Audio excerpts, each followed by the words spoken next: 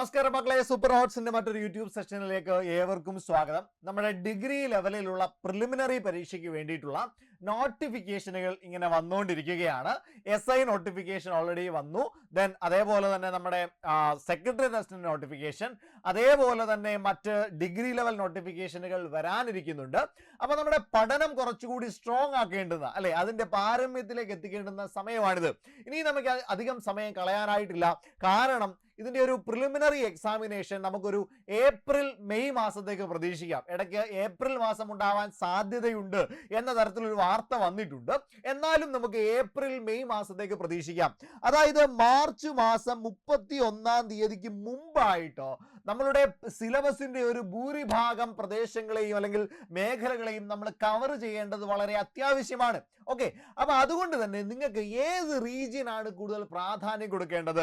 Okay, അപ്പൊ secretary assistant ആയിക്കോട്ടെ, SI പോലെയുള്ള പോസ്റ്റുകളിലേക്ക് ഒരുപാട് ആകാംക്ഷയോടെ നിങ്ങൾ കാത്തിരിക്കുക.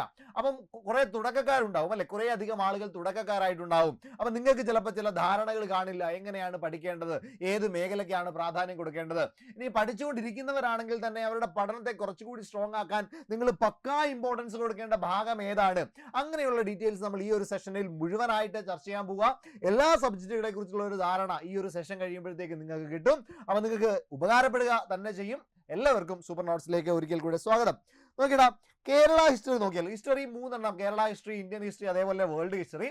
അതിൽ കേരള ഹിസ്റ്ററി നോക്കിക്കഴിഞ്ഞാൽ കേരള ഹിസ്റ്ററിയിൽ നിന്ന് ഏറ്റവും കൂടുതൽ ചോദ്യങ്ങൾ ചോദിച്ചിട്ടുള്ള ഒരു മേഖലയാണ് social and religious reform movements. അതായത് ഇതുവരെയുള്ള ഒരു 11 ക്വസ്റ്റ്യൻ പേപ്പറുകൾ നമ്മൾ അനലൈസ് ചെയ്തു.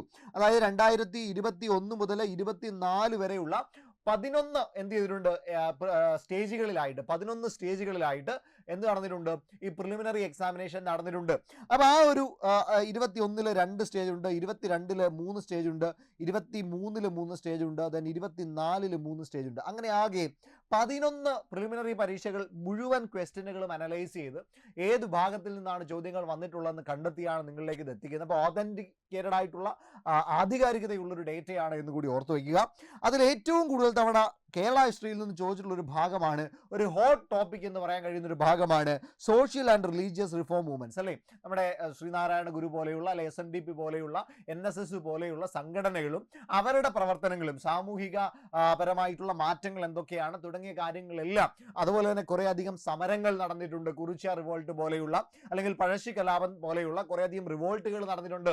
ഇതെല്ലാം ഇഷ്ടം പോലെ തവണ റിപ്പീറ്റ് ചെയ്തിട്ടുണ്ട്.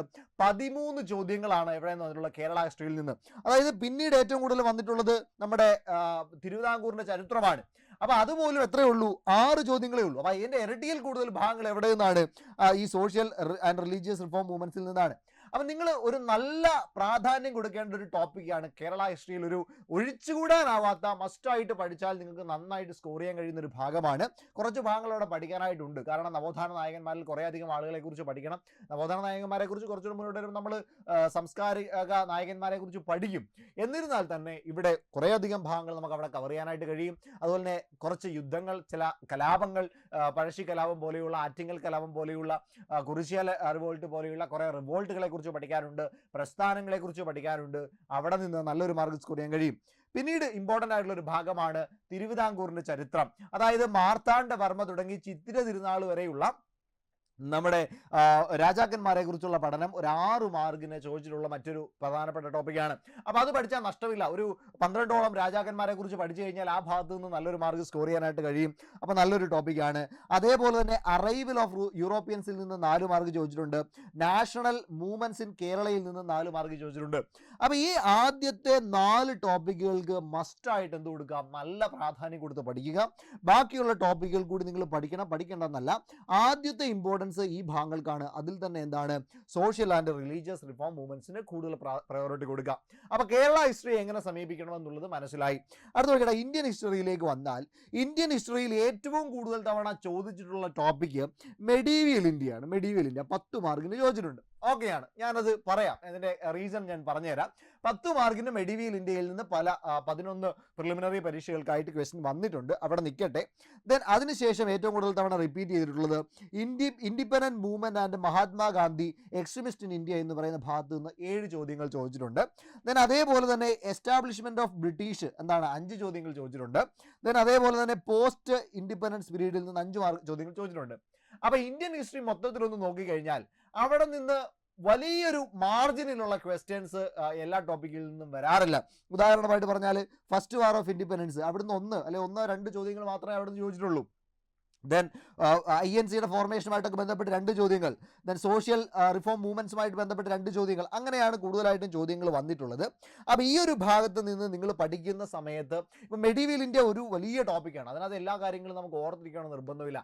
അപ്പോൾ എന്ത് ചെയ്യുക, പ്രീവിയസ് ഇയർ ക്വസ്റ്റ്യൻസിനെ സമീപിക്കുക. അപ്പോൾ പ്രീവിയസ് ഇയർ ക്വസ്റ്റ്യൻസിൽ നിന്ന് ചോദിച്ചിട്ടുള്ള ചോദ്യങ്ങൾ അല്ലെങ്കിൽ ചോദിച്ചിട്ടുള്ള ഭാഗങ്ങൾ, ആ ഭാഗങ്ങൾക്ക് കൂടുതൽ പ്രാധാന്യം കൊടുത്തിട്ട് വേണം എന്ത് ചെയ്യാനായിട്ട്, പഠിക്കാനായിട്ട്. അങ്ങനെ പഠിക്കുന്ന സമയത്ത് നിങ്ങൾക്ക് എന്ത് ചെയ്യാനായിട്ട് കഴിയും, കുറച്ചുകൂടി ബെറ്റർ ആയിട്ട് കാര്യങ്ങൾ മനസ്സിലാക്കിയെടുക്കാൻ, അതായത് വേഗത്തിൽ പഠിക്കാനായിട്ട് കഴിയും. റിപ്പീറ്റ് ചെയ്ത് ചോദിക്കുന്ന ഭാഗങ്ങൾക്ക് കൂടുതൽ പ്രാധാന്യം കൊടുത്ത് പഠിക്കാനായിട്ട് കഴിയും. അവിടെ അപ്പോൾ ഈ ചോദിച്ച ചോദ്യങ്ങൾക്ക് കൂടുതൽ പ്രാധാന്യം കൊടുക്കുക. ഈ ക്വസ്റ്റ്യൻ പേപ്പറുകൾ നിങ്ങൾക്ക് വേണമെന്നുണ്ടെങ്കിൽ വേറെ എങ്ങും തപ്പിപ്പോകണ്ട, നമ്മുടെ സൂപ്പർ നോട്ട്സിന്റെ ആപ്പ് ഒന്ന് ഡൗൺലോഡ് ചെയ്തേക്കാം. അതിന്റെ ലിങ്ക് എന്ത് ചെയ്യാനായിട്ട് സാധിക്കും, നമ്മുടെ താഴെ കമന്റ് സെക്ഷനിൽ കാണും, അല്ലെങ്കിൽ ഡിസ്ക്രിപ്ഷനിൽ കാണും. ആപ്പിന്റെ ലിങ്ക് എടുത്തിട്ട് ഒന്ന് ഡൗൺലോഡ് ചെയ്തിട്ട് അതിൽ ഫ്രീ മെറ്റീരിയൽസിലേക്ക് പോയി കഴിഞ്ഞ് കഴിഞ്ഞാൽ അവിടെ നിങ്ങൾക്ക് എന്താണ് ക്വസ്റ്റ്യൻ പേപ്പറുകൾ കാണാൻ കഴിയും. ഡിഗ്രി ലെവലിലുള്ള 39 മെയിൻസിന്റെയും പ്രിലിംസിന്റെയും കൂടെ ചേർത്ത് 39 ക്വസ്റ്റ്യൻ പേപ്പറുകൾ അവിടെ ഉണ്ട്. അത് ഡൗൺലോഡ് ചെയ്ത് നിങ്ങൾക്ക് ഈ ക്വസ്റ്റ്യനുകൾ പ്രാക്ടീസ് ചെയ്ത് നോക്കാം. അപ്പോൾ അതിൽ നിന്ന് നിങ്ങൾക്ക് ഈ ചോദ്യങ്ങൾ വന്ന ഭാഗം മനസ്സിലാകും, അവിടെ നിന്ന് എന്ത് ചെയ്യാം, പഠിക്കാം. അതാണ് മെഡിവീൽ ഇന്ത്യയിൽ ചെയ്യാൻ കഴിയുക. പിന്നീട് ഈ ഇൻഡിപെൻഡന്റ് മൂവ്മെന്റുകളൊക്കെ ഒന്ന് പഠിച്ചു വെച്ചേക്കുക. ദെൻ അതേപോലെ തന്നെ INC ഇതുപോലുള്ള കാര്യങ്ങളെല്ലാം നിങ്ങൾ എന്ത് ചെയ്യുക, പ്രയോറിറ്റി കൊടുത്ത് തന്നെ പഠിക്കണം. പക്ഷേ കൂടുതൽ പ്രയോറിറ്റി കൊടുക്കേണ്ടത് ഈ നമ്മുടെ സ്വാതന്ത്ര്യ സമരവുമായി ബന്ധപ്പെട്ട മഹാത്മാഗാന്ധിയുമായി ബന്ധപ്പെട്ട കാര്യങ്ങൾക്കും അതുപോലെ ബ്രിട്ടീഷുകാരുടെ വരവുമായി ബന്ധപ്പെട്ട കാര്യങ്ങൾക്കുമൊക്കെ കൂടുതൽ പ്രാധാന്യം കൊടുത്ത് പഠിക്കുക. ഇന്ത്യൻ ഹിസ്റ്ററിയിലെ എല്ലാ കാര്യങ്ങൾക്കും പ്രാധാന്യമുണ്ട്. ക്വസ്റ്റ്യനുകളിൽ 1-2 ഉള്ളെങ്കിലും അത് റാങ്ക് നിർണ്ണയിക്കാനൊക്കെ കാരണമാകുന്ന പല ചോദ്യങ്ങളും വരാനായിട്ട് സാധിക്കും. അപ്പോൾ ബേസിക് ആയിട്ടുള്ള കാര്യങ്ങൾ അവിടെ നിന്ന് എന്ത് ചെയ്തേക്കാം, നോക്കിയേക്കാം. വേൾഡ് ഹിസ്റ്ററിയിലേക്ക് വന്നാൽ ഏറ്റവും കൂടുതൽ തവണ റിപ്പീറ്റ് ചെയ്തിട്ടുള്ളത് ഫ്രഞ്ച് റവല്യൂഷൻ ആണ്, 6 ചോദ്യങ്ങളുണ്ട്. ദെൻ അതേപോലെ തന്നെ പൊളിറ്റിക്കൽ ഹിസ്റ്ററി, നമ്മുടെ first world war, second world war ഭാഗത്ത് നിന്ന് 5 ചോദ്യങ്ങളുണ്ട്. ദെൻ UNO അതേപോലെ ഇന്റർനാഷണൽ ഓർഗനൈസേഷൻ അവിടെ നിന്ന് 5 ചോദ്യങ്ങളുണ്ട്. ദെൻ അതേപോലെ തന്നെ അമേരിക്കൻ റവല്യൂഷൻ ആയിക്കോട്ടെ, റഷ്യൻ റവല്യൂഷൻ ആയിക്കോട്ടെ, നമ്മുടെ ഇംഗ്ലണ്ടിലെ റവല്യൂഷൻ ആയിക്കോട്ടെ, അവിടെ നിന്നെല്ലാം ചോദ്യങ്ങളുണ്ട്. വേൾഡ് ഹിസ്റ്ററി ഒരുപാട് കണ്ടന്റ് നമുക്ക് വാരി വലിച്ച് പഠിക്കാനില്ല, ഒരു ലിമിറ്റഡ് ആയിട്ടുള്ള കണ്ടന്റ് മാത്രമേ ഉള്ളൂ. അപ്പോൾ ആ കണ്ടന്റുകൾക്ക് കൂടുതൽ എന്ത് ചെയ്തേക്കുക, പ്രാധാന്യം കൊടുത്തേക്കുക. കാരണം എന്താണ്, അതിപ്പോൾ ഒരുപാട് കണ്ടന്റ് ഇല്ലാത്തത് കൊണ്ട് തന്നെ കുറച്ച് സമയം ഇൻവെസ്റ്റ് ചെയ്ത് കഴിഞ്ഞാൽ കൂടുതൽ കണ്ടന്റ് നമുക്ക് പഠിക്കാനായിട്ട് സാധിക്കും. അതുകൊണ്ട് എന്ത് ചെയ്തേക്കുക, ആ ഭാഗങ്ങൾക്ക് ആ ഒരു സ്പെഷ്യൽ പ്രയോറിറ്റി കൊടുത്ത് എന്ത് ചെയ്തേക്കുക, പഠിച്ചേക്കുക. എല്ലാ ടോപ്പിക്കുകളും എന്ത് ചെയ്തേക്കുക, ഒന്ന് നോക്കിയേക്കാം. ഓക്കെയാണ്, അപ്പോൾ വേൾഡ് ഹിസ്റ്ററി മനസ്സിലായി. അപ്പോൾ ഹിസ്റ്ററിയിലെ പ്രധാനപ്പെട്ട ടോപ്പിക്കുകൾ നിങ്ങൾക്ക് കത്തിയിട്ടുണ്ട്. അടുത്ത് നോക്കിയാൽ ജോഗ്രഫി നോക്കിയാലോ. ജോഗ്രഫിയിലെ ഫിസിക്കൽ ജോഗ്രഫി, അതായത് വേൾഡ് ജോഗ്രഫിയിലേക്ക് വന്നാൽ ഏറ്റവും കൂടുതൽ തവണ റിപ്പീറ്റ് ചെയ്തിട്ടുള്ള ഒരു ഭാഗമാണ് global pollutions, global warming. Then അതേപോലെ തന്നെ വേരിയസ് പൊല്യൂട്ടൻസ്, ഇതുപോലുള്ള കാര്യങ്ങൾക്ക് 6 മാർക്കിന് ചോദിച്ചിട്ടുണ്ട്. ദെൻ അതേപോലെ തന്നെ പ്രഷർ ബെൽറ്റ്, വിൻഡുകൾ, കാറ്റ് പോലെയുള്ള ക്ലൗഡ് പോലെയുള്ള കാര്യങ്ങളെ പറ്റിയിട്ട് ചോദ്യങ്ങൾ വന്നിട്ടുണ്ട്. ദെൻ റോക്സിൽ നിന്ന് 5 മാർക്ക്, ലാൻഡ് റിഫോമിൽ നിന്ന് 5 മാർക്ക്. ഈ ലാൻഡ് റിഫോം ഒക്കെ ഒരുപാട് വൈഡ് ആയിട്ടുണ്ട്. അതിൽ ഏറ്റവും കൂടുതൽ റിപ്പീറ്റ് ചെയ്ത ചോദ്യങ്ങൾക്ക് കൂടുതൽ പ്രാധാന്യം കൊടുത്ത് പഠിച്ചാൽ കുറച്ചുകൂടി എളുപ്പത്തിൽ പഠിക്കാൻ കഴിയും. ദെൻ അറ്റ്മോസ്ഫിയർ 4 മാർക്കിന് ചോദിച്ചിട്ടുണ്ട്. ദെൻ മാപ്സിൽ നിന്ന് 4 മാർക്കിന് ചോദിച്ചിട്ടുണ്ട്. ഇതാണ് ഏറ്റവും കൂടുതൽ തവണ റിപ്പീറ്റ് ചെയ്ത ഭാഗങ്ങൾ. കൂടുതൽ സ്ട്രെസ് കൊടുത്ത് പഠിക്കേണ്ട ഭാഗങ്ങളും ഇതാണ് എന്ന് മനസ്സിലാക്കുക. ദെൻ അതേപോലെ ഇന്ത്യൻ ജോഗ്രഫിയിലേക്ക് വന്നാലോ. ഇന്ത്യൻ ജോഗ്രഫിയിൽ നാച്ചുറൽ വെജിറ്റേഷൻസ്, അതായത് നമ്മുടെ നാഷണൽ പാർക്കുകൾ പോലെയുള്ള അല്ലെങ്കിൽ നമ്മുടെ സസ്യജാലങ്ങളെ പോലെയുള്ള എക്സിറ്റു, ഇൻസിറ്റു, കൺസർവേഷൻസ് പോലെയുള്ള കാര്യങ്ങളൊക്കെയാണ് ഏറ്റവും കൂടുതൽ തവണ റിപ്പീറ്റ് ചെയ്തിട്ടുള്ളത്. പിന്നെ സ്റ്റേറ്റ്സ് ആൻഡ് ഫീച്ചേഴ്സ് 3 മാർക്കിന് വന്നിട്ടുണ്ടെങ്കിലും ഇതൊരു വൈഡ് ടോപ്പിക്കാണ്. ഇതിനു വേണ്ടി പഠിച്ച് സമയം കളയേണ്ട കാര്യമില്ല. കാരണം ഈ 3 മാർക്ക് നമുക്ക് മറ്റ് ടോപ്പിക്കുകൾ പഠിക്കുന്നതിനോടൊപ്പം തന്നെ കിട്ടുന്ന ഭാഗമാണ്. അതായത് മറ്റ് സബ്ജക്റ്റുകളൊക്കെ പഠിച്ചു വരുമ്പോൾ കിട്ടുന്ന 3 മാർക്ക് തന്നെയാണ്. അതുകൊണ്ട് അവിടെ വലിയ പ്രാധാന്യം കൊടുത്തില്ലെങ്കിലും കുഴപ്പമില്ല. അതായത് സ്റ്റേറ്റുകൾ ഓരോന്നെടുത്ത് കാണാതെ പഠിക്കാനൊക്കെ പോയി കഴിഞ്ഞ് കഴിഞ്ഞാൽ ഒരുപാട് സമയ വേസ്റ്റാണ്. അതിനനുസരിച്ച് റിട്ടേൺ അവിടെ ഒന്നും ഇല്ല. ഓക്കെ, അതൊന്നും മനസ്സിലാക്കി വെക്കുക. പിന്നീട് ഫിസിയോഗ്രഫി ഒന്ന് നോക്കി വെക്കണം. ദെൻ നോർത്തേൺ മൗണ്ടെയിൻസ്, റിവേഴ്സിന് ഇമ്പോർട്ടൻസ് കൊടുക്കുക. ദെൻ മിനറൽസ് ഇൻഡസ്ട്രീസ്, നമ്മുടെ ട്രാൻസ്പോർട്ട് സിസ്റ്റം, ഇതൊക്കെ വളരെ കുറച്ച് കണ്ടന്റ് പഠിച്ചാൽ, നമ്മുടെ NH ഒക്കെ കുറച്ചൊന്ന് പഠിച്ചു വെച്ചാൽ, വാട്ടർ ഹൈവേ ഒക്കെ ഒന്ന് കുറച്ച് പഠിച്ചു വെച്ച് കഴിഞ്ഞാൽ NW1, NW2 സ്ഥിരം ചോദിക്കുന്ന അത്തരം കാര്യങ്ങൾ പഠിച്ചു വെച്ചാൽ നിങ്ങൾക്ക് എന്ത് ചെയ്യാൻ പറ്റും, അവിടെ നിന്നും ഒരു മാർക്ക് സ്കോർ ചെയ്യാനായിട്ട് കഴിയും. ഓക്കെയാണ്. ഇനി കേരള ഹിസ്റ്ററിയിലേക്ക് വന്നു കഴിഞ്ഞാലോ, അവിടെ നിന്ന് പ്രധാനമായിട്ടും ചോദ്യങ്ങൾ വന്നിട്ടുള്ളത് ഒരു 2 റീജിയനിൽ നിന്നാണ്. ഒന്ന് റിവേഴ്സ്, മറ്റൊന്ന് ട്രാൻസ്പോർട്ട് സിസ്റ്റം. ഇതിൽ നിന്നാണ് ഏറ്റവും കൂടുതൽ തവണ റിപ്പീറ്റ് ചെയ്തിട്ടുള്ളത്. മറ്റു ഭാഗങ്ങൾക്ക് വലിയ ഇമ്പോർട്ടൻസ് വന്നിട്ടില്ല എങ്കിലും ഈ നാച്ചുറൽ വെജിറ്റേഷൻ അതിൽ നമ്മുടെ സൂ പോലെയുള്ള അല്ലെങ്കിൽ കൺസർവേഷൻസ് പോലെയുള്ള കാര്യങ്ങൾക്ക് എന്ത് ചെയ്തേക്കണം, ഒന്ന് പ്രാധാന്യം കൊടുത്തേക്കണം.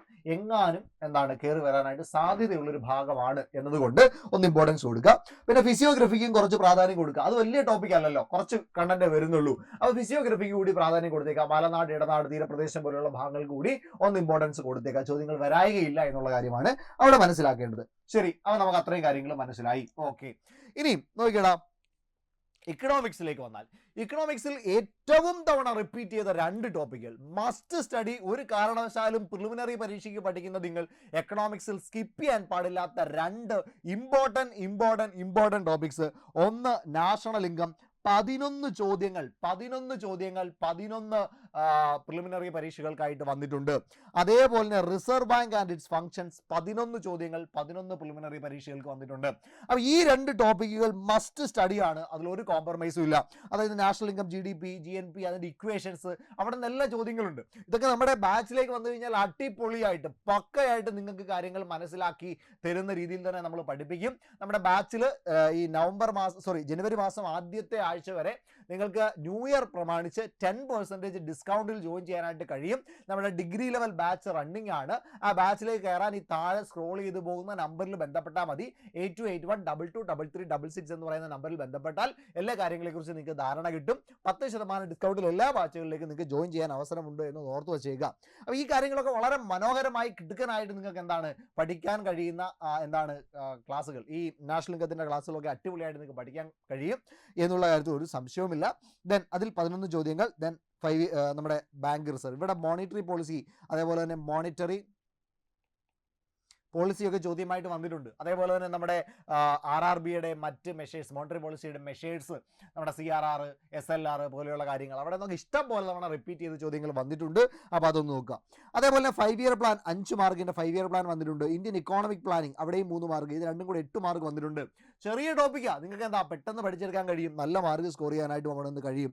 പിന്നീട് ഈ factors of production, economics production, per capita income, ഇതൊക്കെ പഠിക്കാൻ വലിയ പ്രയാസമൊന്നുമില്ല, പെട്ടെന്ന് ക്വിക്ക് പഠിച്ചെടുക്കാനായിട്ട് കഴിയും. അതിൻ്റെ കോൺസെപ്റ്റ് നന്നായിട്ടൊന്ന് മനസ്സിലാക്കിയാൽ അടിപൊളിയായിട്ട് പഠിച്ചെടുക്കാൻ കഴിയും, എന്നാൽ മാർക്ക് സ്കോർ ചെയ്യാനും കഴിയും. Then tax and non tax, GST പോലുള്ള കാര്യങ്ങളിൽ നിന്ന് ക്വസ്റ്റ്യൻ വന്നിട്ടുണ്ട്, 5 മാർക്ക്. ഫിസ്ക്കൽ പോളിസി 5 മാർക്ക് വന്നിട്ടുണ്ട്. Consumer protection and rights 6 mark വന്നിട്ടുണ്ട്. അപ്പോൾ ഇക്കണോമിക്സിൽ കുറേ ടോപ്പിക്കുകൾ കുറച്ച് പഠിച്ചാൽ കൂടുതൽ മാർക്ക് സ്കോർ ചെയ്യാനായിട്ട് കഴിയും. ഒരുപാട് എഫോർട്ട് ഇടാതെ തന്നെ കൂടുതൽ മാർക്ക് സ്കോർ ചെയ്യാനായിട്ട് കഴിയും. കോൺസെപ്റ്റ് മനസ്സിലാക്കിയാൽ മതി. അതൊന്ന് പഠിച്ചെടുക്കാനായിട്ട് നിങ്ങൾക്ക് പറ്റിക്കഴിഞ്ഞ് കഴിഞ്ഞാൽ അടിപൊളിയായിട്ട് നിങ്ങൾക്ക് എക്കണോമിക്സിൽ മാർക്ക് സ്കോർ ചെയ്യാനായിട്ട് കഴിയും. ഓക്കെയാണ്. ഇനി അടുത്ത സിവിക്സിൻ്റെ ഭാഗത്തിലേക്ക് വന്നാൽ അവിടെ ഏറ്റവും കൂടുതൽ തവണ റിപ്പീറ്റ് ചെയ്തിട്ടുള്ളതാണ് നമ്മുടെ ഗവൺമെൻറ്, എക്സിക്യൂട്ടീവ്, ജുഡീഷ്യറി, ലെജിസ്ലേച്ചർ 13 ചോദ്യങ്ങളാണ് വന്നിട്ടുള്ളത്. ഇത് നമ്മൾ കോൺസ്റ്റിറ്റ്യൂഷൻ്റെ ഭാഗമായിട്ട് പഠിക്കുന്ന ഭാഗങ്ങളാണ്. കോൺസ്റ്റിറ്റ്യൂഷൻ ലക്ഷ്മിയാദിലൊക്കെ അതിൻ്റെ ഭാഗമായിട്ട് പഠിക്കുന്നതാണ്. ഇവിടെ സിവിക്സിലാണ് വരിക ഗവൺമെൻറ്, എക്സിക്യൂട്ടീവ്, ജുഡീഷ്യറി, ലെജിസ്ലേച്ചർ പോലെയുള്ള ഘടകങ്ങൾ. അതേപോലെ തന്നെ Indian civil service, state civil service 7 മാർക്കിന് ചോദ്യം വന്നിട്ടുണ്ട്. Then information commission act, information right to information, RTI 5 ചോദ്യങ്ങൾ വന്നിട്ടുണ്ട്. വളരെ പ്രധാനപ്പെട്ട ഒരു ടോപ്പിക്കാണ് റൈറ്റ് ടു ഇൻഫർമേഷൻ. അതേപോലെ തന്നെ ഇലക്ഷൻ, പൊളിറ്റിക്കൽ പാർട്ടീസ് 5 ചോദ്യങ്ങൾ. ദെൻ ഹ്യൂമൻ റൈറ്റ് 3 ചോദ്യങ്ങൾ വന്നിട്ടുണ്ട്, നല്ലൊരു ടോപ്പിക്കാണ്. കൺസ്യൂമർ പ്രൊട്ടക്ഷൻ 5 ചോദ്യങ്ങൾ വന്നിട്ടുണ്ട്. ദെൻ പദ്ധതികൾ, ഈ ഓൾഡ് ഏജ് പോലെയുള്ള ആളുകളെ, ചിൽഡ്രൻസ്, വിമൻസിനെയൊക്കെ സപ്പോർട്ട് ചെയ്യുന്ന പദ്ധതികൾ 5 ക്വസ്റ്റ്യൻസ് വന്നിട്ടുണ്ട്. അപ്പോൾ ഈ ഭാഗങ്ങൾക്ക് ഇമ്പോർട്ടൻസ് കൊടുത്താൽ സിവിക്സിൽ നിന്ന് നല്ലൊരു മാർക്ക് എന്ത് ചെയ്യാനായിട്ട് കഴിയും, തീർച്ചയായിട്ടും നിങ്ങൾക്ക് സ്കോർ ചെയ്യാനായിട്ട് കഴിയും. ഓക്കെയാണ്. അപ്പോൾ സിവിക്സിൽ നിന്നുള്ള പ്രധാനപ്പെട്ട റീജിയൻസ് നിങ്ങൾക്ക് മനസ്സിലായി. കോൺസ്റ്റിറ്റ്യൂഷനിലേക്ക് വന്നാൽ കോൺസ്റ്റിറ്റ്യൂഷൻ മുഴുവൻ നിങ്ങൾ പഠിച്ചു നോക്കണം. കാരണം കോൺസ്റ്റിറ്റ്യൂഷനിൽ നിന്ന് നന്നായിട്ടൊന്ന് പഠിച്ചു കഴിഞ്ഞാൽ നിങ്ങൾക്ക് നല്ല മാർക്ക് സ്കോർ ചെയ്യാനായിട്ട് കഴിയുമെന്നുള്ളതിൽ യാതൊരു സംശയമില്ല.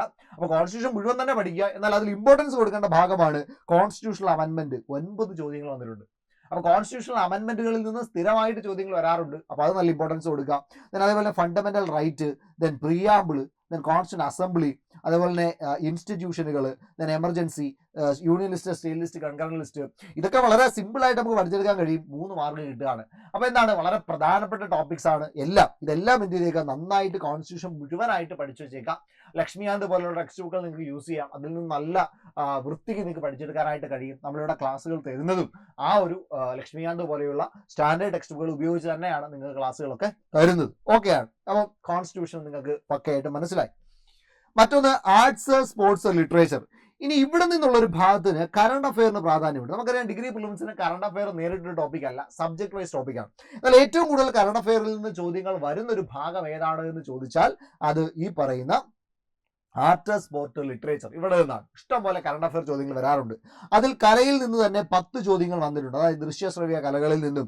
അതൊക്കെ കറണ്ട് അഫെയർ ആണ് കൂടുതൽ. അവരുടെ പ്രശസ്തരായ എഴുത്തുകാരെ പറ്റിയിട്ടും ചില സ്ഥാപനങ്ങളെ പറ്റിയിട്ടും വ്യക്തികളെ പറ്റിയിട്ടും, ഇത് ഏത് ഒരു വ്യക്തിയുടെ പേര് തന്നിട്ട് ഏത് കലയുമായി ബന്ധപ്പെട്ട ആളാണ് എന്നൊക്കെ ചോദിക്കാറുണ്ട്. അപ്പൊ അത് കറണ്ട് അഫെയറുമായി ബന്ധപ്പെട്ട് ചോദ്യങ്ങൾ വരുന്ന ഒരു ഭാഗമാണ്. 10 മാർക്ക് കലയിൽ നിന്ന് ചോദിച്ചിട്ടുണ്ട്.